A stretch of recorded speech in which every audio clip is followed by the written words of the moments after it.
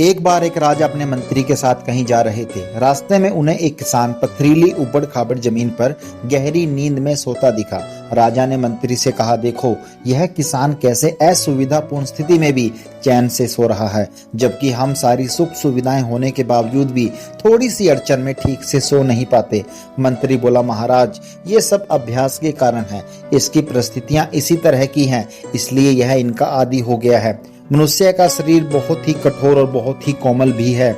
जैसी व्यवस्था उसे मिलती है वह उन्हीं के अनुरूप ढल जाता है। राजा को मंत्री की बात सही नहीं लगी। उन्होंने कहा कि इसकी परीक्षा ली जाए। राजा उस किसान को अपने साथ राजमहल ले गए। यहाँ उसके लिए हर सुख सुविधा की व्यवस्था की गई। उसे बेहद नरम बिस्तर सोने के लिए दिया गया। किसान राजसी ठाट बाट का आनंद लेने लगा। इस तरह 2-3 महीने बीत गए। किसान उन सुख सुविधाओं का आदी हो गया। एक दिन मंत्री ने चुपके से किसान के बिस्तर में कुछ पत्ते और तिनके रखवा दिए। किसान सारी रात करवटें बदलता रहा। उसे पूरी रात नींद नहीं आई। सुबह राजा और उसका मंत्री उसके पास मिलने के लिए गए।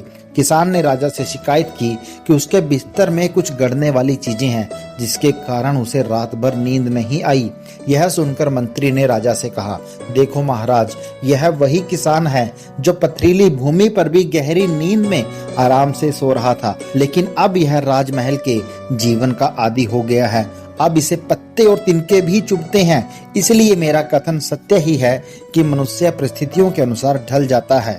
इस कहानी से क्या सीख मिलती है? इस कहानी से यही सीख मिलती है कि हमें अपने शरीर को ज्यादा सुख सुविधाओं का आदी नहीं बनाना चाहिए। Thank you.